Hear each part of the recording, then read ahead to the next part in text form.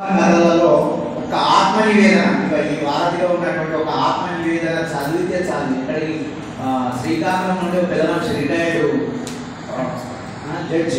Retired judge అది చదివిన తర్వాత ఒక అర్ధగంట ఏడ్చాడు.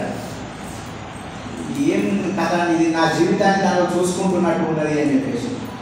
అంటే నిజ జీవిత సంఘటనని తను చాలా ఉద్యానంగా మలిచేటువంటి శిల్పం మనోహర్ సంతోషం. ఇప్పుడే మన బెజారం వినోదాన్ని అన్నట్టు సీనియర్ రచయిత అయిపోయాడు మనోహర్. ఇంకా పరిధి విస్తృతపరచుకుంటూ ముందుకు వెళ్ళాల్సినటువంటి అవసరం ఉంటుంది అని చెప్పేసి సందర్భంగా తెలియజేసుకుంటూ, ఒక్కటి ఏంటంటే మనోహర్ యొక్క ఇన్ని ఒక ఆక్టోపస్ లాగా విస్తరించినటువంటి మనోహర్ వెనుక మేడం గారి పాత్ర చాలా ఉంది. నిజంగా ఇదంతా మనోహర్ గురించి మేము చెప్తున్నాం, కానీ ఇది మీ గురించి చెప్పాల్సినటువంటి అవసరం ఉంటుంది.